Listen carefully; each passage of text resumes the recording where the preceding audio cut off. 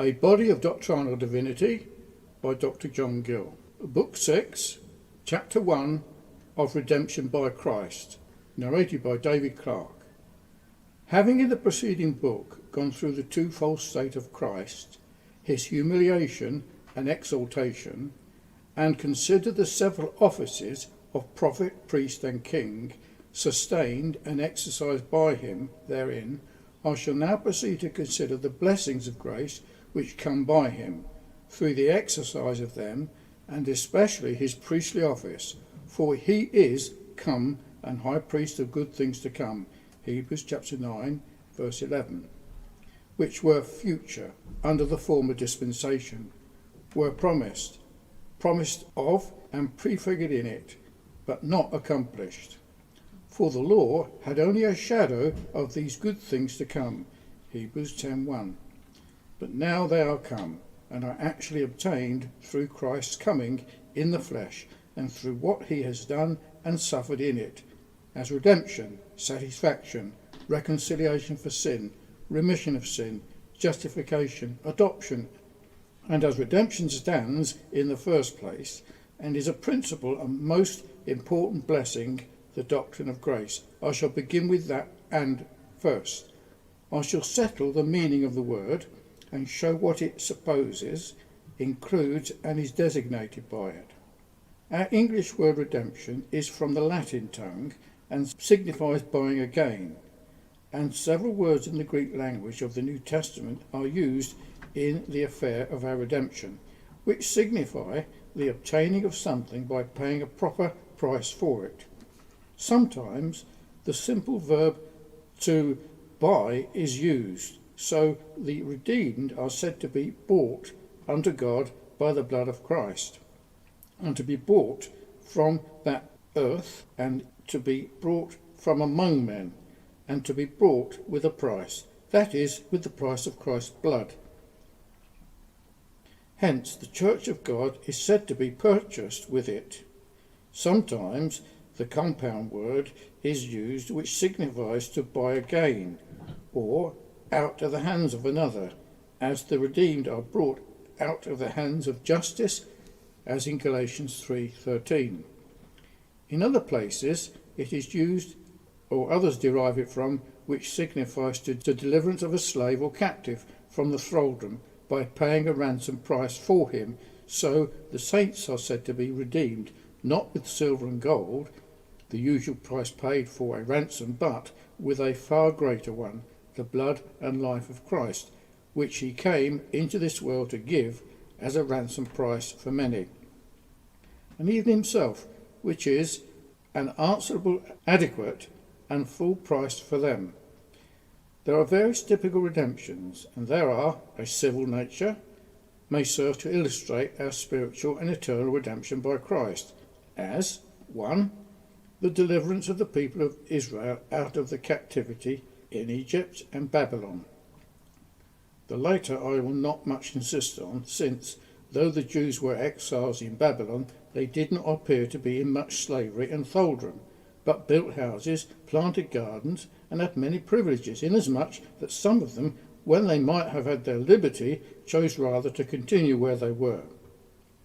And though their deliverance is sometimes called a redemption, yet sparingly and in an improper sense, Jeremiah 15:21. For they were redeemed without money, and Cyrus, their deliverer, neither gave nor took a price for them, and is never called a redeemer. But the deliverance of the people of Israel out of Egypt was a very special and remarkable type of redemption by Christ, out of the worse state of bondage than was in Egypt.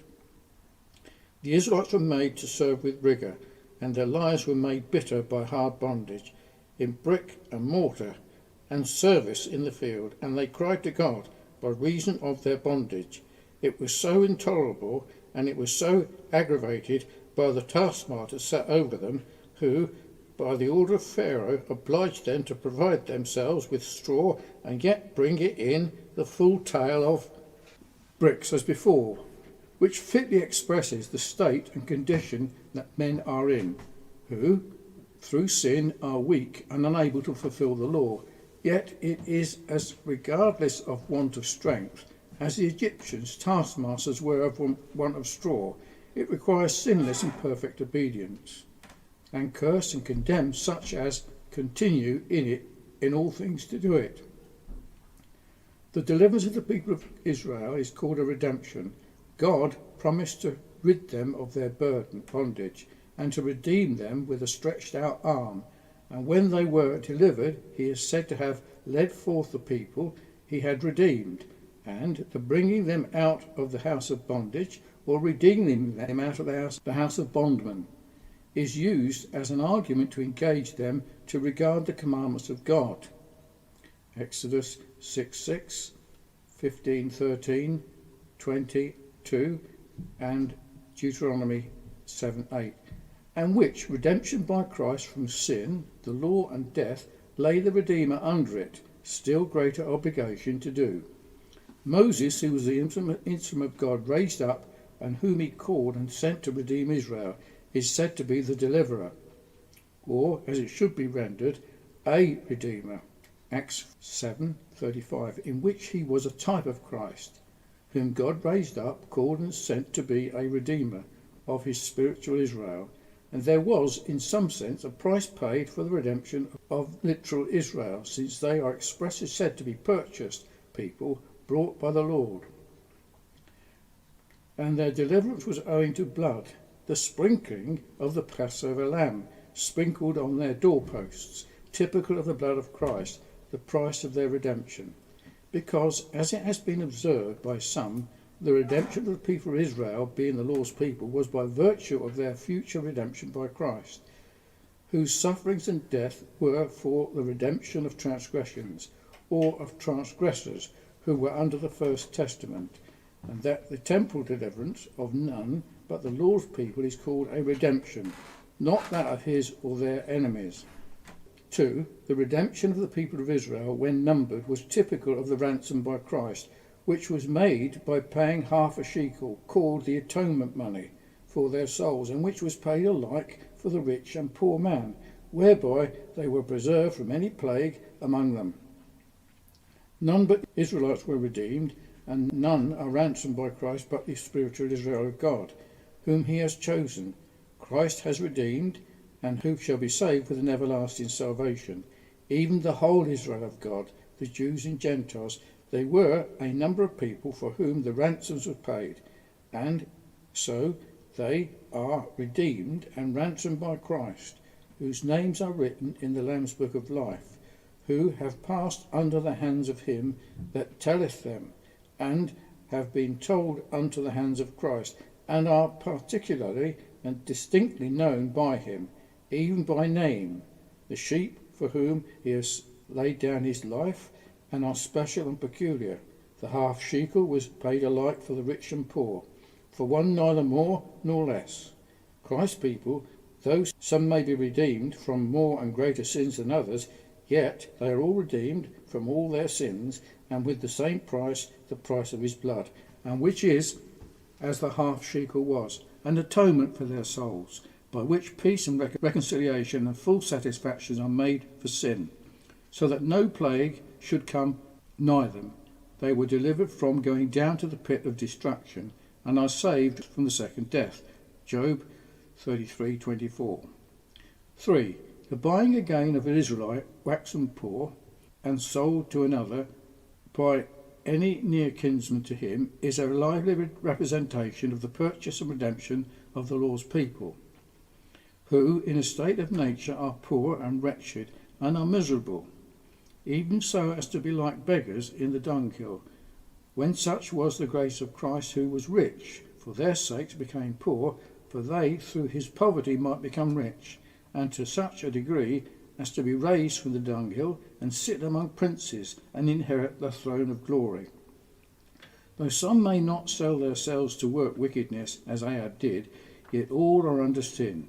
For if it was the case of the Apostle Paul, though regenerated, much more must it be of the case of the unregenerate man, who through sin is brought into subjection to it, a servant of it, and a slave of it, as the poor Israelite sold to the stranger was a bondman to him, and such an one cannot redeem himself, being without strength, unable to fulfill the law, and to make atonement for sin. Nor can any of his friends, though ever so rich, redeem him, or give to God a ransom for him. Such may redeem a poor relation or a poor from a prison by paying the pecuniary debt for him, but cannot redeem his soul from hell and destruction. May give a ransom price to man for one in slavery and bondage, but cannot give to God a ransom to deliver him from wrath to come. Only Christ, the near kinsman of his people, can do this, and has done it. He that is their God, their near kinsman, partaker of the same flesh and blood with him, is their Redeemer, who has given him for a ransom for them.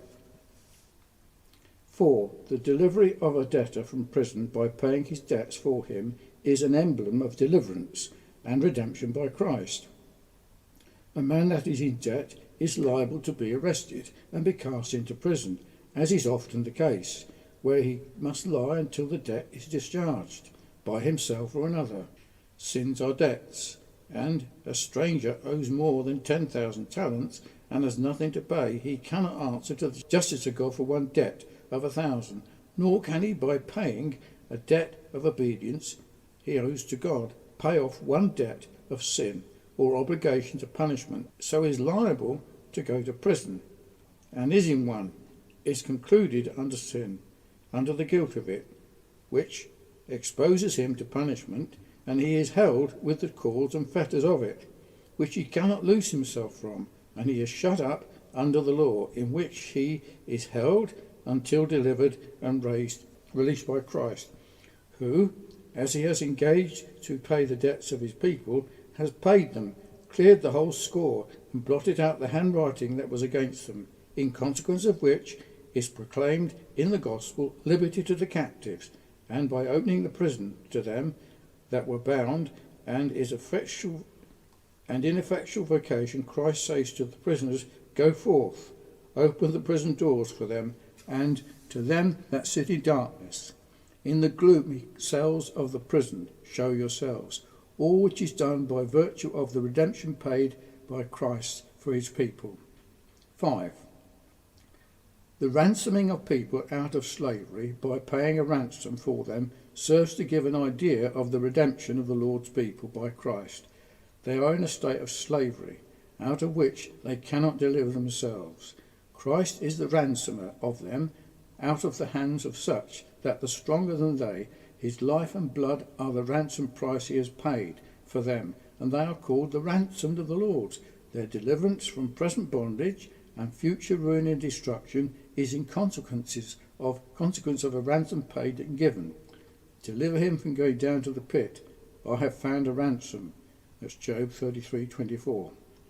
In which there is an allusion to a custom in the eastern countries to put their slaves in an evening into a pit, where they are closed up until the morning, and they taken out and put to their slavish employment, but no deliverance unless a sufficient ransom is given for them, and such is the blood of the covenant.